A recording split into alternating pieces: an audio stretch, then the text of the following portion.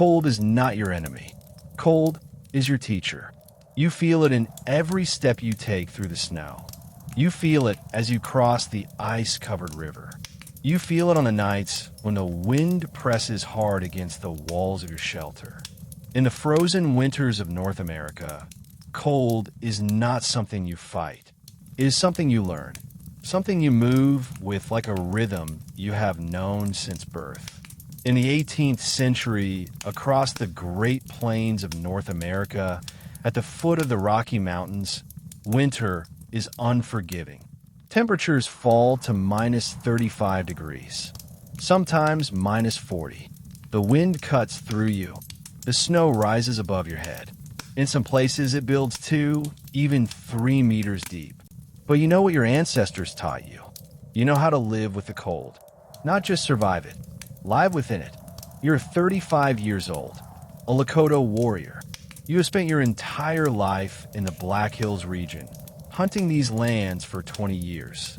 You have seen 15 winters, each one different from the last. Some were gentle. The snow came lightly, the temperatures stayed mild. Others were harsh. The snow never seemed to stop. The cold settled deep into your bones. Every winter taught you something new. And over the years, you learned not just to understand the cold, but to respect it, even to find beauty in it. Tonight, I will take you into that life. The quiet mornings of a native winter. The ways of staying warm. The art of the hunt. The warmth of family. The spirit that holds a community together. These people survived in some of the most demanding conditions on Earth, and their wisdom still carries meaning today, perhaps now more than ever. Before we begin, a small note. Many of my viewers fall asleep while watching, so my subscriber count stays quite low. If you enjoy this video and feel like subscribing or leaving a like, it would mean a great deal to me. Thank you from the heart. Now let us begin. The teepee is your home, and your home is your life. In winter, it is your only shelter, your only source of warmth, your only safe place in a world of ice and wind. And every detail of this structure carries the knowledge of thousands of years. Tall wooden poles rise in a cone shape covered in bison hide. The teepee stands 6 meters high. At its base, the floor stretches roughly 5 meters across, circular and steady. Inside, 12 people can live comfortably. It is warm. It is safe. It moves when you move, because the Lakota people are nomadic, following the seasons, following the animals. The design of the teepee is a quiet marvel of engineering. Every element has a purpose.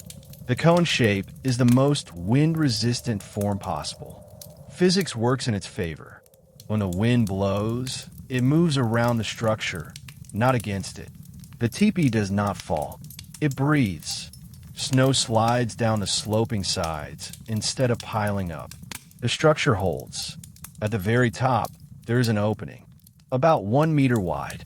When the fire burns at the center of the teepee, the smoke rises, the warm air lifts, and it all passes through that opening into the cold sky above. The air inside stays clean. No one chokes. No one grows dizzy. That opening can be adjusted.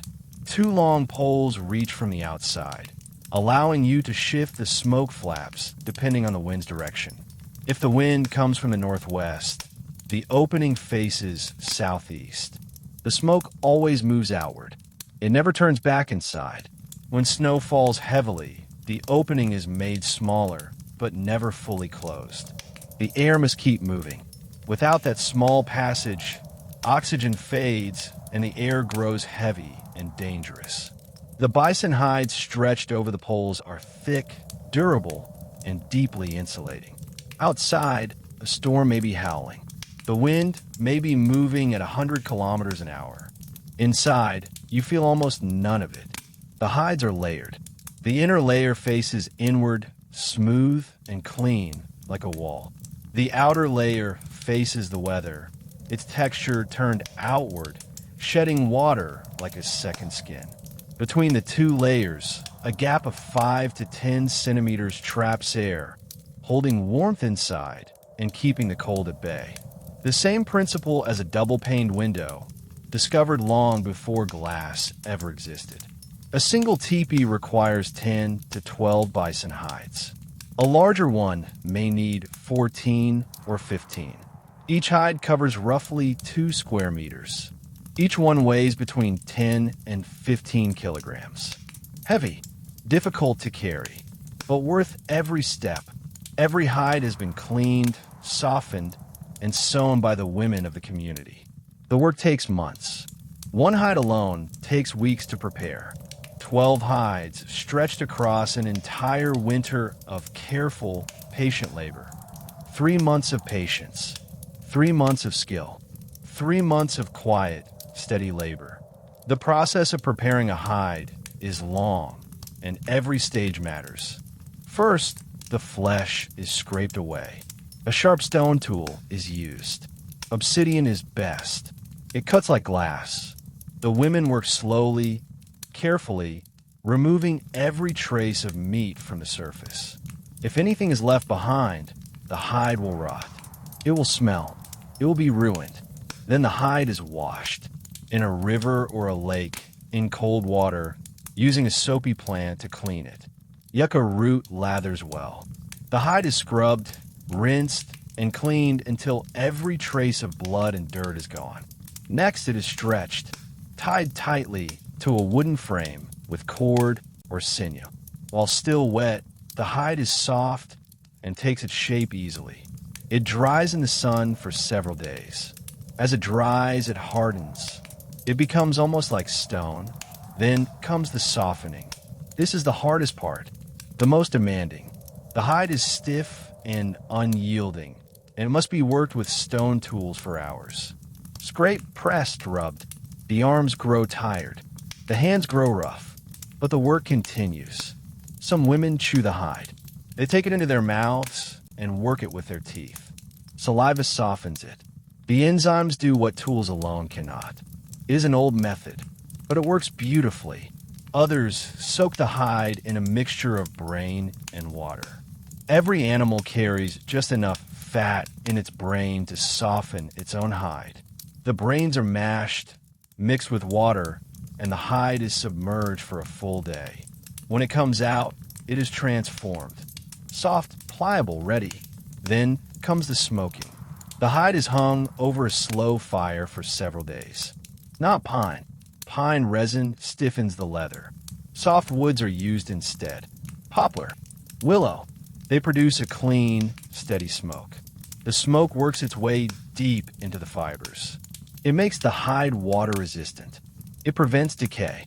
It keeps insects away. And it turns the hide a warm, natural shade of brownish cream. The final step is the sewing. Large pieces of hide are joined together using sinew, the dried tendons of bison or deer. When soaked, sinew becomes soft and thread-like. When it dries again, it tightens and holds firm. Bone needles are used, fine and sharp. The stitches are tight, close together, about a centimeter apart. Clean, strong, nearly waterproof.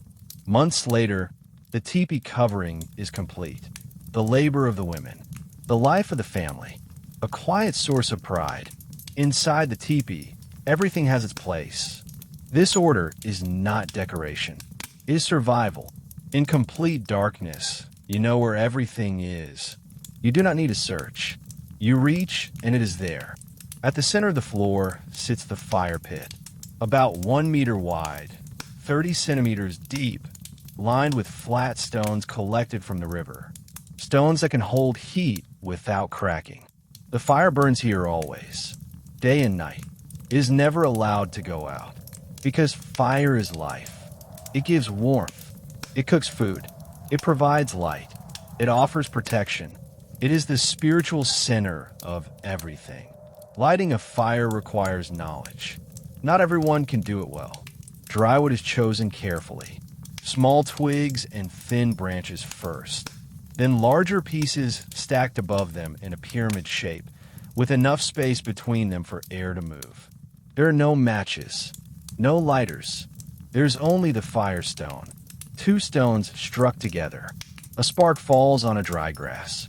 It is cupped gently in the hands and blown with slow, careful breaths. A thin thread of smoke rises, then a small flame, trembling, fragile. Then it catches. The twigs take hold. The fire begins to grow. More wood is added, slowly, without rushing. The fire builds and strengthens, always under control. Control matters deeply. Too large, and the fire wastes wood. It becomes a danger. The teepee could burn. Too small, and the warmth is not enough. The cold creeps back in. The right fire is steady, moderate, consistent. Through the night, someone always tends a fire. The responsibility rotates. Every 2 hours, someone stirs, checks the flames, adds wood, then returns to sleep. The fire never dies. The teepee never grows cold. Around a fire, the sitting places are covered in bison hide. Thick, soft, warm, layered 2 or 3 times over. The ground beneath is cold and hard, but the hides insulate completely. You sit cross-legged, your back straight, and you can remain this way for hours without discomfort. The stones ringing the fire pit do more than protect. They store heat. They absorb warmth through the day. Even when the fire burns low at night, the stones remain warm. They release their heat slowly, steadily, keeping the air inside the teepee comfortable until morning. A quiet, ancient intelligence. Some of those flat stones are also used for cooking. Heated directly in the fire until they are very hot. They can hold meat or vegetables against their surface. Or they can be dropped into water to bring it to a boil. A method used when a vessel cannot be placed over the flames directly. Simple, effective. Behind the fire, opposite the entrance, are the sleeping places. The safest position, the warmest. The floor is covered in several layers of bison hide, 3 or 4 deep, soft and yielding. Over them lie blankets. Not wool, bison wool, the thick winter undercoat of the animal. Extraordinarily warm. Some families have furs as well. Rabbit, wolf, bear, each one a layer of warmth between the body and the cold of the night. You lie down on the hides at night. You pull the blanket over yourself. Sometimes 2 blankets. On the coldest nights, 3. The fire is burning. The teepee is warm. Outside, the temperature may be minus 35. The wind may be howling. A storm may be moving across the plains. But inside, it is 15, maybe 20 degrees above freezing. Comfortable. Safe. Still. This is the secret of survival. Insulation. A heat source. Thoughtful design. The sleeping arrangement follows a clear order. Nothing is random. Everyone has their place. The children sleep closest to the fire, the warmest position, because children are more vulnerable to cold. Their bodies are small. They lose heat quickly. They must be protected. Your sons, running deer, and small wolf sleep right beside the flames, tucked beneath their blankets, warm and safe. Then the women, your wife, singing bird, and your daughter, little flower, a little further from the fire, but still well within the warm circle. Mothers sleep lightly. If a child cries in the night, if someone grows feverish, they are already awake, already moving. Then the men, you, and any visiting warriors, further still from the center, but still warm. Men carry more body mass. They produce more heat. They tolerate the cold better. And at the outer edge, your mother, wise owl, furthest from the fire, but not cold. The teepee holds its warmth well, even at the edges. The elders sleep lightly too. They tend the fire through the night. They add wood. They keep watch. While everyone else sleeps, they are there, quiet and present.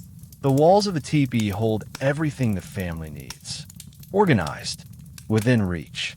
Quivers of arrows, 15 to 20 in each, tipped and feathered, ready. 2 or 3 bows, with spares in case one breaks. Spears, long-handled and sharp. Knives in decorated sheaths, beaded leather, worn smooth from use. everything accessible in an instant. Because survival requires readiness. An enemy may come. A bear may come.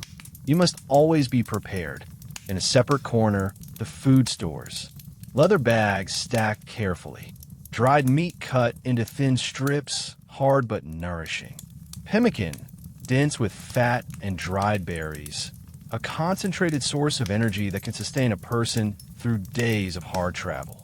Dried roots. Wild carrot, starchy and filling. Dried fruits. Blueberries. Chokecherries. Sweet and rich in the vitamins the body needs through winter. Everything measured. Everything stored with care. Because this supply must last the entire winter. If it runs out, there is hunger. And hunger in deep winter is not just discomfort. It is danger. Your family is here with you. And they are everything. Your wife, Singing Bird, is 30 years old. She is strong, capable, steady, perhaps not beautiful by the standards of distant peoples, but to you, she is. Because she is loyal. She is skilled. She is wise. Her hands can soften the hardest hide. Her cooking turns little into something satisfying. With the children, she is endlessly patient. They love her. They listen to her. You married Singing Bird 15 years ago. You were 20 then. Young, brave, but still finding your way. She was 15. Hardworking, capable, already skilled beyond her years. Your father spoke, and an agreement was made. You gave 6 horses as a bride gift. A generous offering. It showed that you were serious, that you valued her. Her family accepted. The wedding ceremony lasted 2 days. The whole community came. Dancing, singing, food, celebration. That was 15 years ago.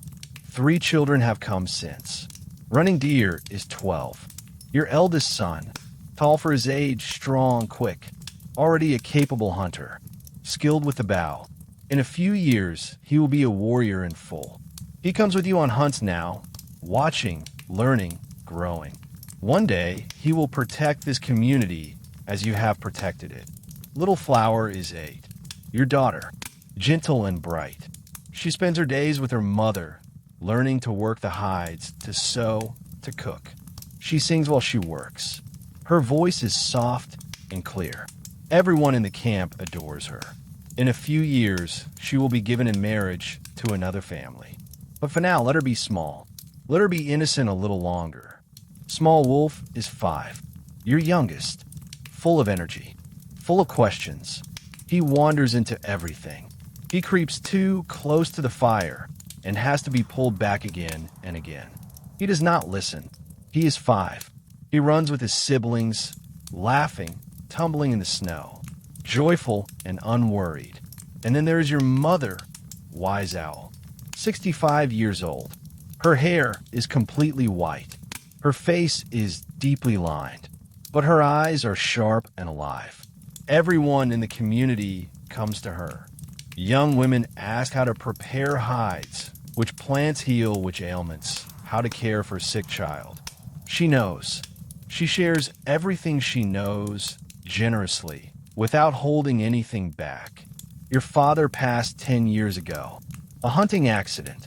A painful loss. But Wise Owl is a strong woman. She grieved, and then she continued. Because life continues. She has grandchildren to raise. Work to do. So she stood up, and she is still standing. Still the quiet pillar of this family. The morning begins before the sun rises. Because winter days are short. 8 hours of light. 16 hours of darkness. Every hour of daylight must be used well. After dark, little can be done. It is dangerous. You cannot see, so you wake before the sun rises. Your eyes open in the firelight. No alarm, no signal, just the quiet pull of an internal rhythm, shaped by years of the same mornings. It is warm beneath the blanket, comfortable, but you rise anyway, because the work is waiting. A hunter cannot afford to be slow. The first thing you do is check the fire. Did it hold through the night? Are there still coals glowing at the center? Sometimes it goes out. That is dangerous. Cold seeps in quickly, but most nights it holds because someone was watching. You move close to the flames and hold out your hands. The warmth spreads through your fingers. A simple pleasure. Then you add wood. Dry wood, stacked in the corner the night before. A few pieces laid carefully over the coals. The flames rise. The heat builds. The teepee warms. Outside, there's a larger supply. A great stack of wood, covered in snow but reachable. In a blizzard, stepping outside is dangerous. You can lose your sense of direction in seconds. The snow blinds you. Everything looks the same, so a rope connects the teepee to the wood pile. In the worst weather, you follow the rope out and follow it back. You never lose your way. A small thing, a life-saving thing. Gathering wood is one of the great tasks of autumn. Everyone takes part. Families go out into the forest together. Dry trees are cut and split and carried back to camp. Each family stores its own supply, but large trees are felled together and divided among several families. One family cannot bring down a great tree alone. 10 families can. Then they share what they have cut. Fairly, equally. Different woods burn differently. Pine is resinous and burns long and hot, but produces heavy smoke. Poplar is light and easy to carry, but burns quickly.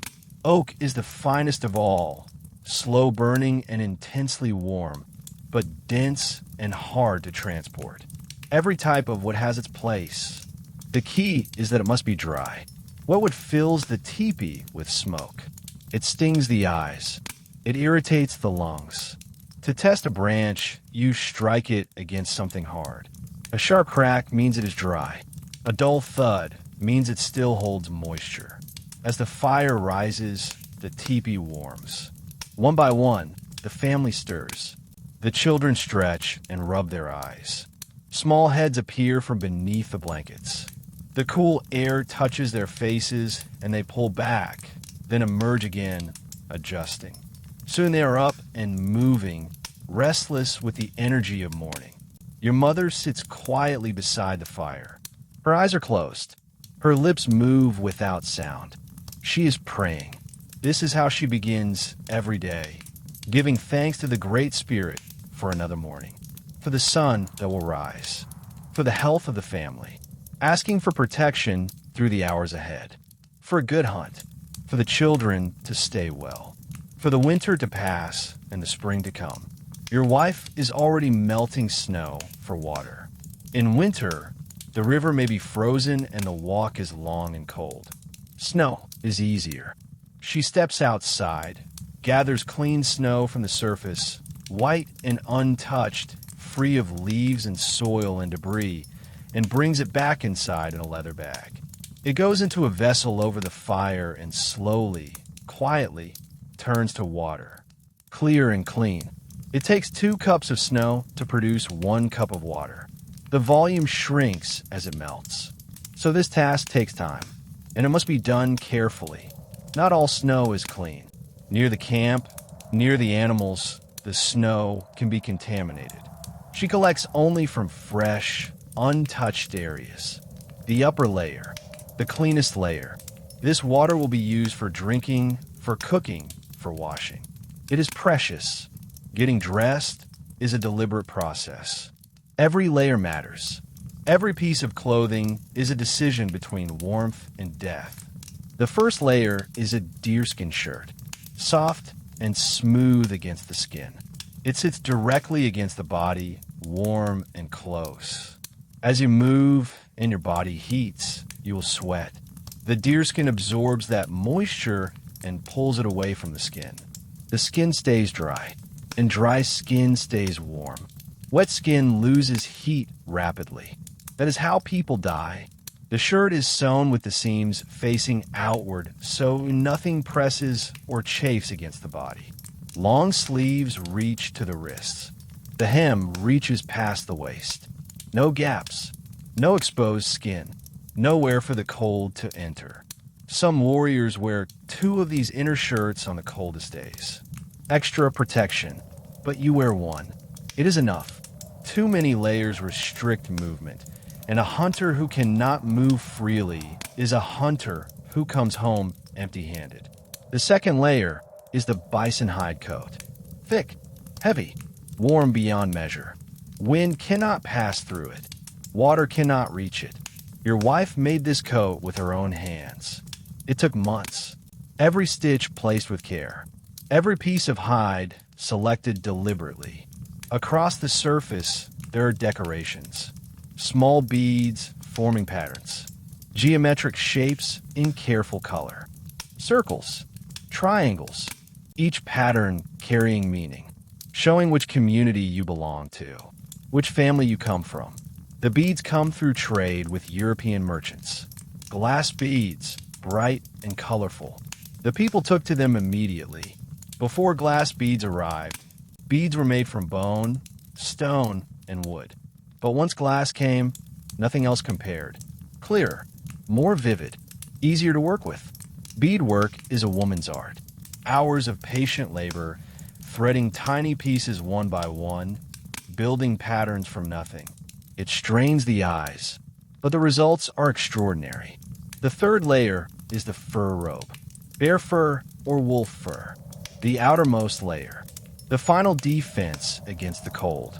Without it, you cannot step outside. Not at minus 35.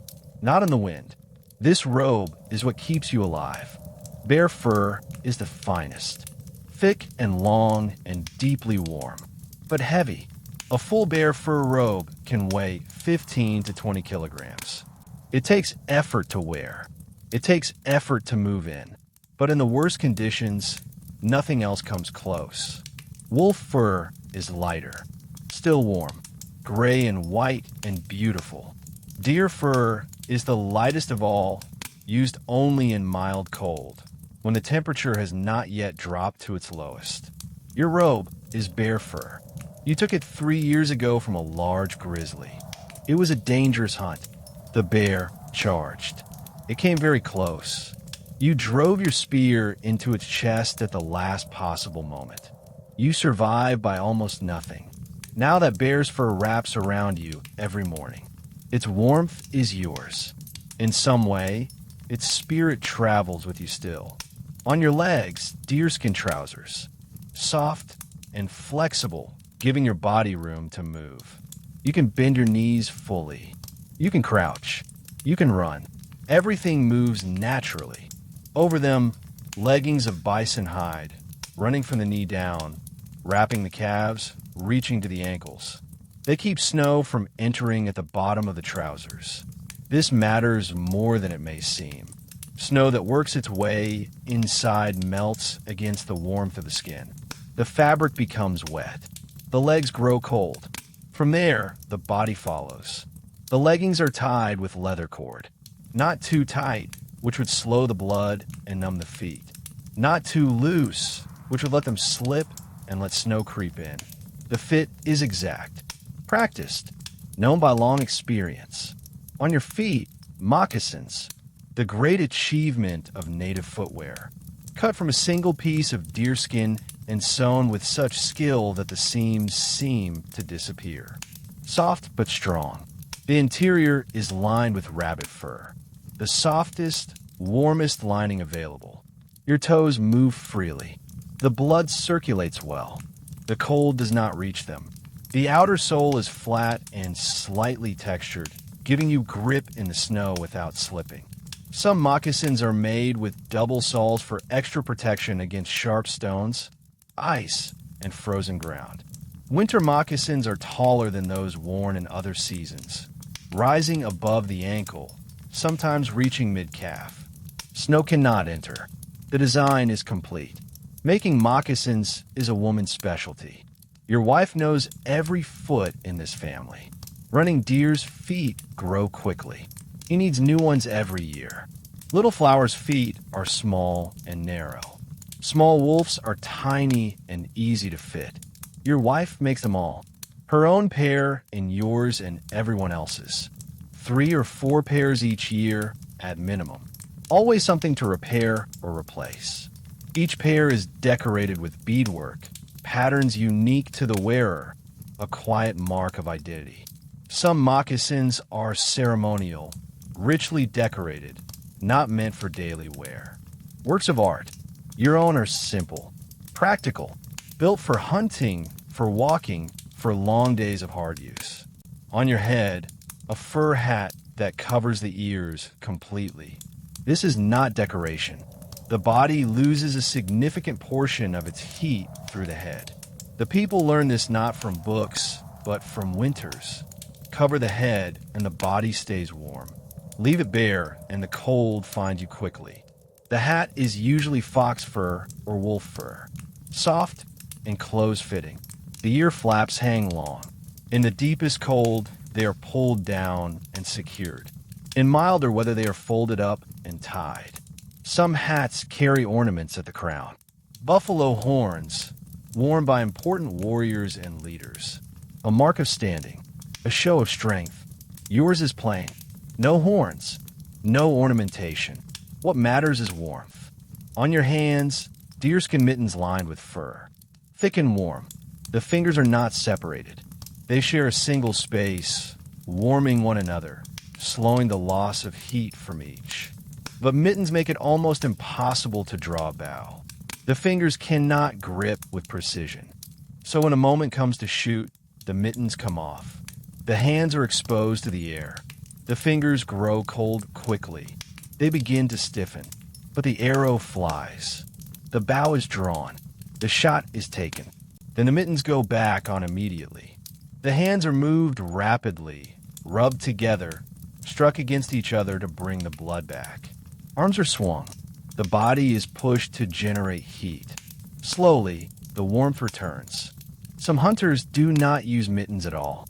They tuck their hands inside the fur robe, held against the body under the arms. The warmest place available. When the hands are needed, they come out. When a shot is taken, they go back in. A practical solution. Frostbite is a real danger. The hands, the feet, the face, the nose, the ears, the cheeks. All of them vulnerable. When circulation slows in the extremities, the freezing begins. The first signs are numbness. The skin turns pale. The feeling fades. The pain disappears. That absence of pain is the warning. It means something is wrong. When frostbite is suspected, everything stops. The person is brought inside immediately, moved close to the fire, but not directly to the flames. Direct heat damages frozen tissue. The warming must be gradual. The affected area is rubbed gently to encourage circulation. Warm water is prepared, and the frozen hand or foot is placed in it slowly, the temperature raised little by little. It is a painful process as feeling returns, but it is necessary.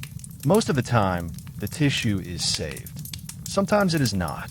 If help comes too late, the tissue dies. Fingers are lost. Toes. The tip of an ear. The tip of a nose. Permanent. Irreversible. These things happen every winter. Usually to young warriors who travel too far, who underestimate the cold, who are caught when a storm comes in without warning. Some survive whole. Some lose parts of themselves. Some do not return. Their stories are told afterward, not as tragedies, but as lessons.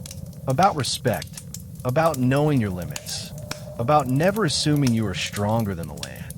The winter camp is chosen with great care. Every condition matters. It must be near a forest for wood, but not deep inside one. The forest edge is ideal, close enough to gather fuel, far enough from the dangers that live within, the bears, the wolves, the shadows. It must be sheltered from the wind, behind a ridge, inside a valley, somewhere the worst of the weather breaks before it reaches the camp. But it must also receive sunlight. A south-facing slope is preferred. The light is warming. A north-facing hillside stays cold and dark through winter. It is not suitable. There must be water nearby, a river or a lake, but not so close that spring flooding becomes a threat. When the snow melts, rivers rise fast. A camp set too low can be swallowed by cold water in a single night. So the camp sits slightly above, close enough that the walk for water is manageable, far enough to be safe. The ground must be flat. Teepees are difficult to raise on uneven terrain. The site is cleared. Stones are removed. The earth is prepared. And the game must be within reach. Deer, rabbit, elk. A few hours walk, but not so close that the presence of the camp drives them away. Animals sense disturbance. They move. The distance must be balanced. Close enough to hunt efficiently. Far enough to let the animals live undisturbed between hunts. When the right place is found, the camp takes shape. The teepees are arranged in a circle. This is not simply habit. The circle is sacred. It has no beginning and no end. It is the shape of continuity, of life that turns and returns. The open space at the center is left wide. This is where the community gathers, where fires are lit for ceremony, where people dance and sing and come together. The teepee entrances face east toward the rising sun. Morning light enters with the day. It wakes the family gently. It fills the space with warmth before the cold of the night has fully left. Each family chooses its position, some near the center, some at the edge, but all connected. Paths are worn between the teepees. When snow falls and covers the ground, the footprints remain. Everyone knows the way. The center of the camp is the community's sacred space. This is where the great fires burn, where ceremonies take place, where the drums are brought out and the singing begins, and where the council gathers. The elders, the leaders, the warriors sit in a circle around the fire. No one sits at the head. No one sits at the end. The circle means everyone is equal. A sacred pipe moves from hand to hand, tobacco mixed with healing herbs. The smoke rises and carries words upward. Then the speaking begins. Each person is heard. Each voice is respected. Decisions are made together. The majority holds. A form of democracy far older than the word itself. Preparing for winter begins in autumn, and it is not optional. Those who are not ready do not survive. Hunger waits. Cold waits. Illness waits.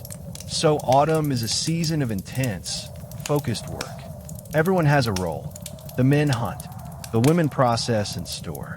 The children help where they can, carrying wood, fetching water, running errands. The elders direct, sharing their experience, organizing the work, making sure nothing is forgotten.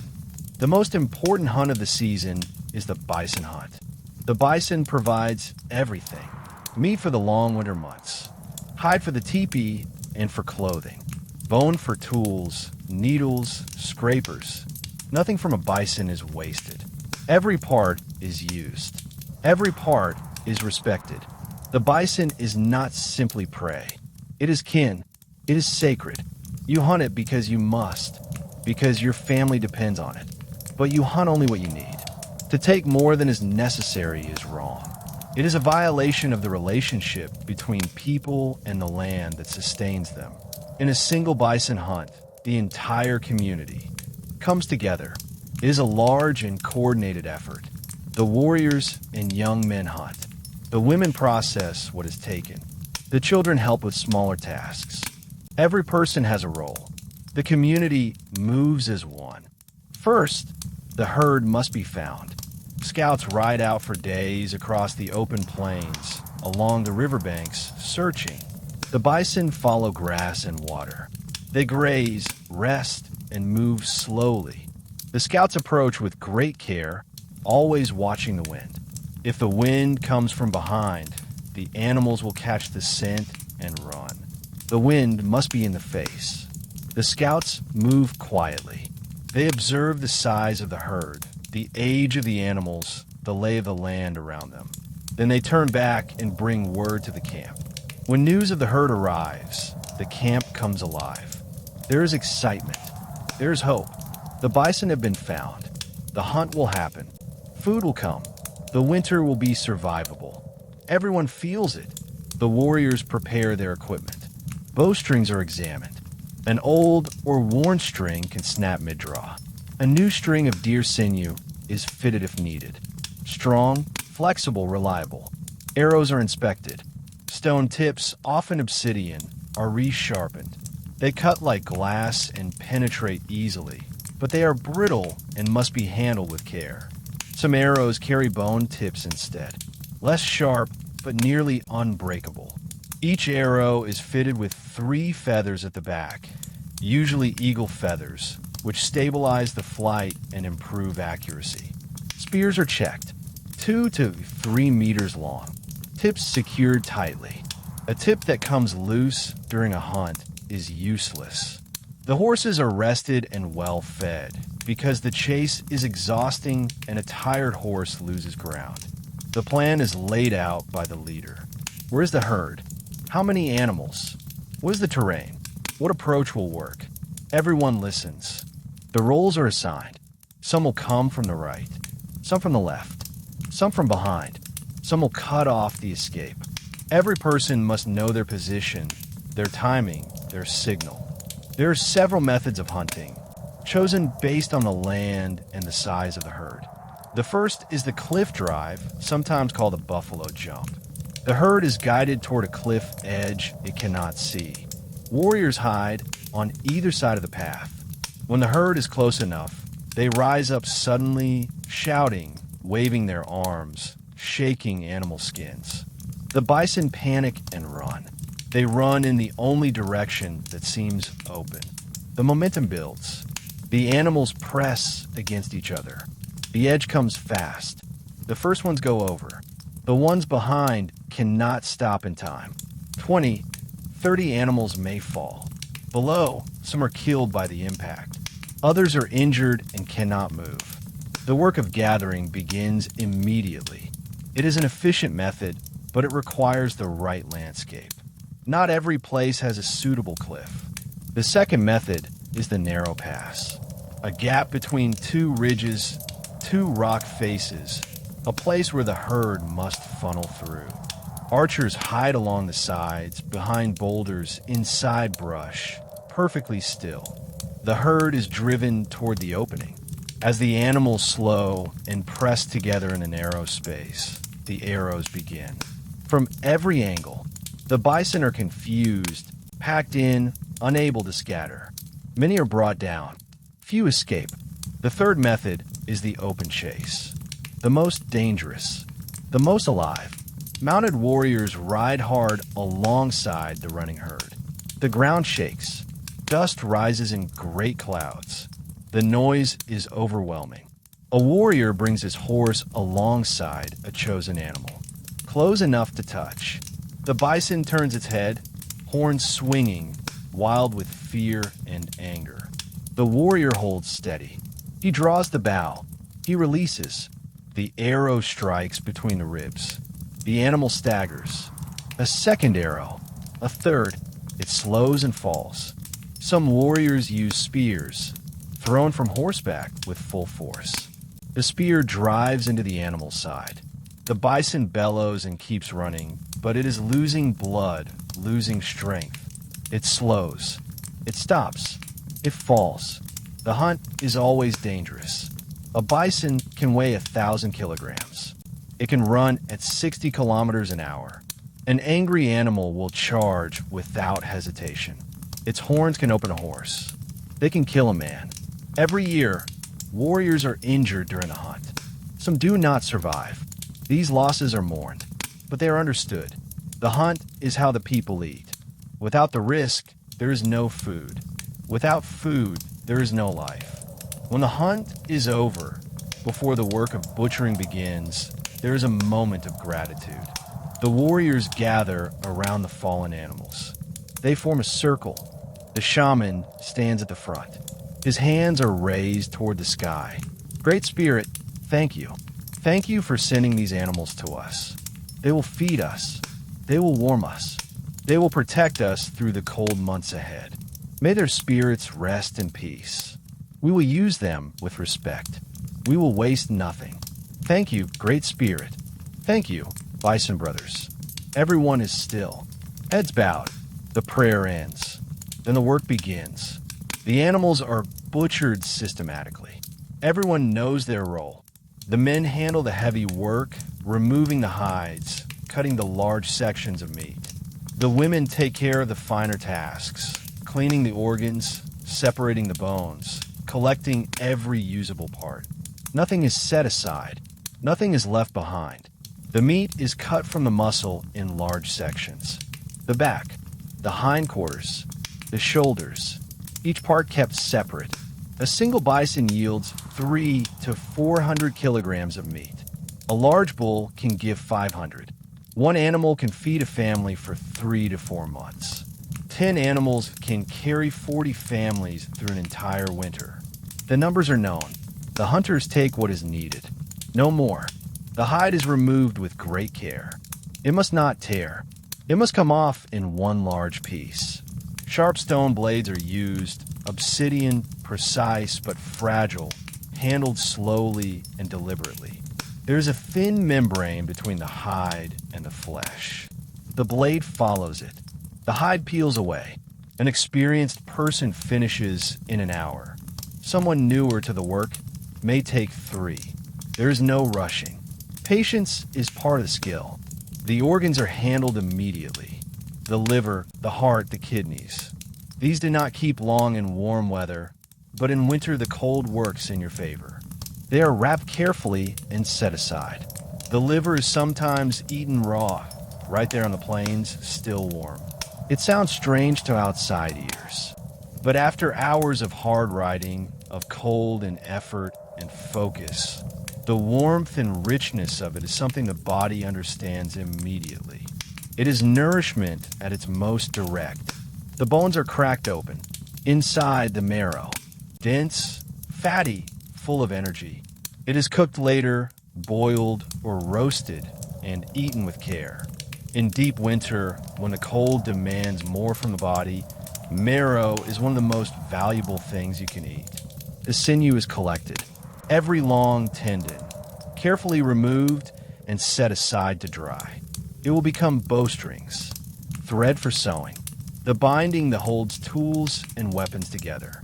Strong, flexible, and reliable in ways that plant fiber cannot match. Even the stomach is kept. Cleaned and dried, it becomes a cooking vessel. Water can be boiled inside it by dropping heated stones in one at a time. A container that came from the animal itself, used to prepare the food the animal has provided. The tongue is considered a delicacy. Slow cooked over a low fire until it is tender. Served to elders first as a mark of respect. The hooves are boiled down into a thick glue used to fix arrow tips and repair tools. The tail becomes a fly brush in warmer months. The rough side of a dried hide can be used like sandpaper to smooth wood and bone. The bladder becomes a water carrier. The horns become cups, spoons, and ceremonial objects. By the time the work is finished, almost nothing remains on the ground. What the bison gave, the people have received fully, and they know it. The meat is carried back to camp. Some of it will be cooked and eaten tonight. The rest will be preserved for the months ahead. Thin strips are cut and hung on wooden racks to dry in the cold air. The winter itself becomes the preservation method. The temperature keeps the meat from spoiling. Over several days, the strips harden into something dense and long-lasting. Some of the meat is mixed with rendered fat and dried berries to make pemmican. The fat is melted slowly and poured over the powder-dried meat and crushed fruit. It is pressed into cakes and allowed to set in the cold. The result is extraordinarily dense in energy. A small amount sustains a person through a long day of travel or hard work. It does not spoil easily. It is one of the finest foods ever developed for surviving a harsh winter. That evening, the camp is different.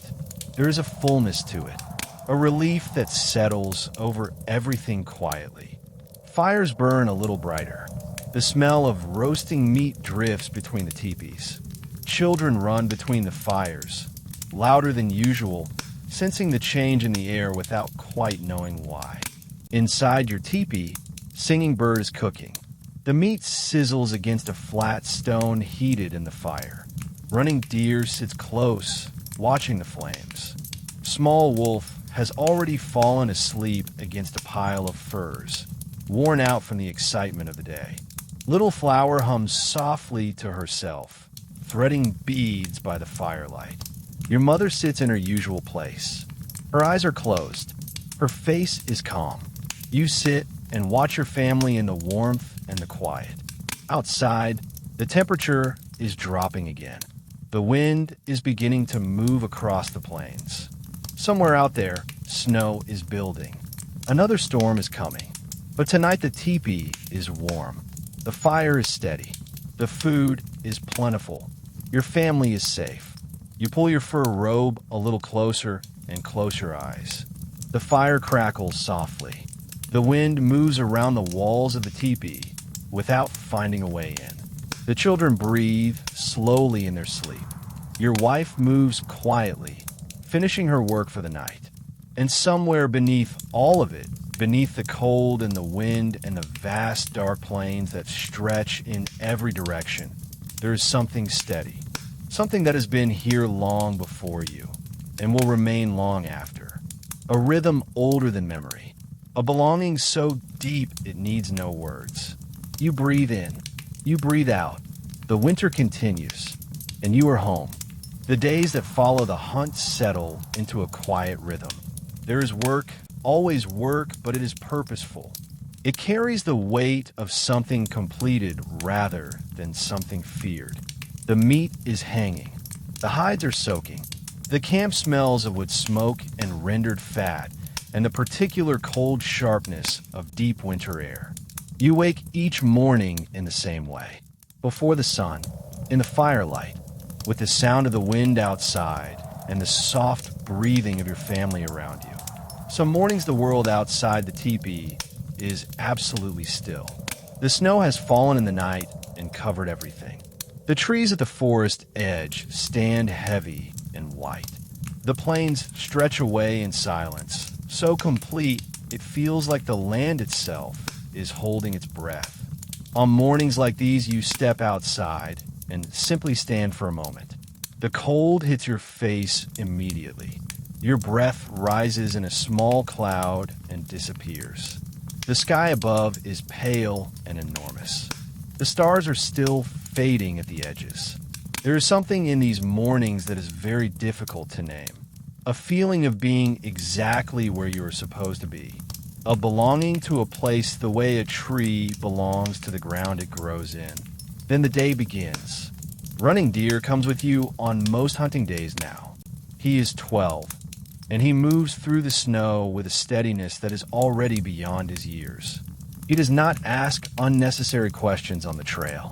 He has learned that silence is not emptiness. Silence is attention. He watches the way you read the land, the angle of a broken twig, the direction a trail turns, the depth of a print in the snow, and he files it away somewhere inside himself without needing to speak about it. You remember being him. You remember the first time your own father took you out into the winter plains and showed you how to listen to the land. How the snow records everything that moves across it. How the wind carries information if you know how to receive it. How patience is not waiting. It is a form of presence. You are not taught these things in a single lesson.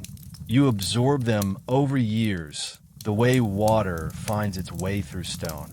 And now you're passing them on in the same way. Not through lectures, but through presence.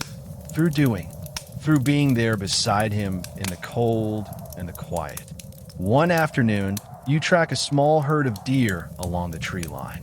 The prints are fresh, pressed clean into the surface of the snow.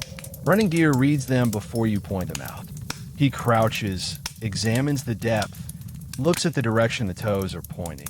He looks up at you. You nod. He already knows. You circle wide, staying downwind, moving slowly, placing each foot carefully so the snow does not creak beneath your weight. It is a skill that takes years to perfect. The body must be relaxed, even while it is precise. Tension makes noise. Ease makes silence.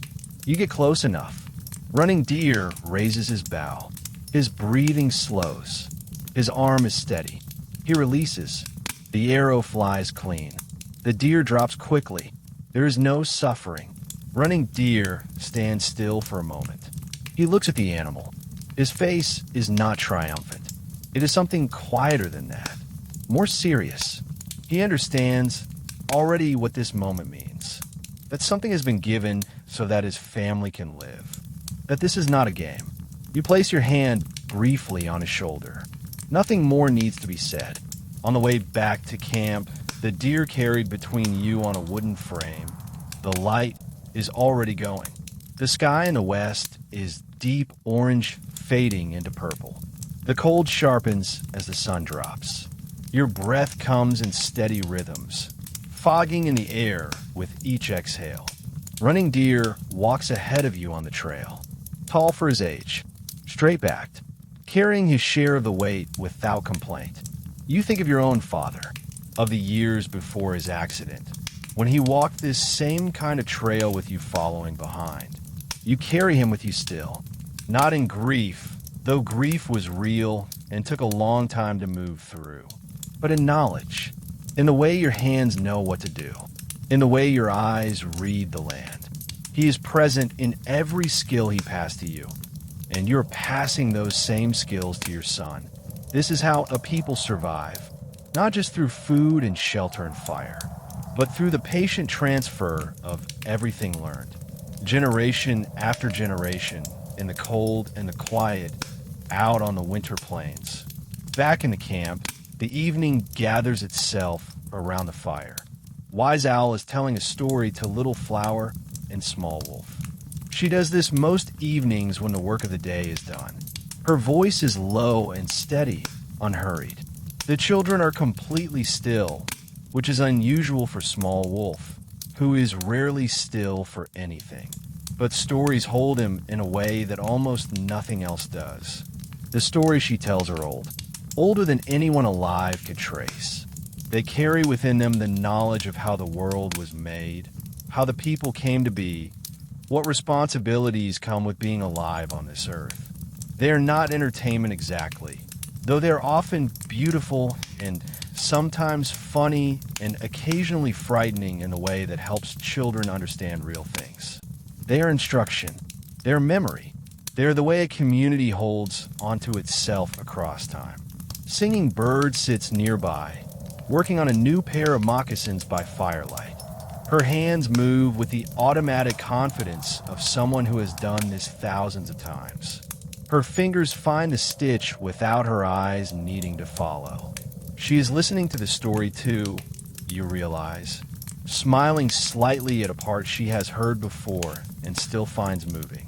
You watch all of this from your place beside the fire. The cold outside is profound tonight. You can hear the wind finding the edges of the teepee, moving around it, looking for weakness and finding none. The structure holds, as it always holds, as it was designed to hold across centuries of winters exactly like this one. Inside, the fire gives it steady light. The faces of your family are warm in its glow. The children's eyes are wide with the story. Your mother's voice fills the space without effort. Winter is long. There will be difficult days ahead. Days when the cold is more than cold, when it presses down on everything and the light is thin and the work is hard and the warmth seems far away. Days when you will feel the weight of responsibility of being the one others depend on. Days when the land offers nothing and you return to camp empty-handed and the children look up at you with their trusting eyes. But there will also be mornings like the one just passed, and evenings like this one, and the particular peace that comes from being surrounded by people you love, in a shelter built by the knowledge of your ancestors, with fire and food and the old stories moving through the air. You're 35 years old. You have seen 15 winters. Each one has been different. Each one has taught you something the one before it could not. And somewhere beneath the cold and the wind and the vast white silence of the plains, you understand something that cannot quite be put into words. Something about the difference between surviving and living. About what it means to be part of something larger than yourself. about the way a life lived carefully and with attention in relation to the land and to the people around you becomes something whole. The fire burns on, your children sleep, the snow falls soft and steady outside. In the winter, patient and ancient and indifferent and somehow also generous, holds you all within it. The shaman stands at the front. His hands are raised toward the sky. Great Spirit, thank you. Thank you for sending these animals to us. They will feed us. They will warm us. They will protect us through the cold months ahead. May their spirits rest in peace. We will use them with respect. We will waste nothing. Thank you, Great Spirit. Thank you, Bison Brothers. Everyone is still. Heads bowed. The prayer ends. Then the work begins. The animals are butchered systematically. Everyone knows their role. The men handle the heavy work, removing the hides, cutting the large sections of meat. The women take care of the finer tasks, cleaning the organs, separating the bones, collecting every usable part. Nothing is set aside. Nothing is left behind. The meat is cut from the muscle in large sections. The back, the hindquarters, the shoulders, each part kept separate. A single bison yields 300 to 400 kilograms of meat. A large bull can give 500. One animal can feed a family for 3 to 4 months. 10 animals can carry 40 families through an entire winter. The numbers are known. The hunters take what is needed. No more. The hide is removed with great care. It must not tear. It must come off in one large piece. Sharp stone blades are used, obsidian, precise but fragile, handled slowly and deliberately. There is a thin membrane between the hide and the flesh. The blade follows it. The hide peels away. An experienced person finishes in an hour. Someone newer to the work may take 3. There is no rushing. Patience is part of the skill. Good night.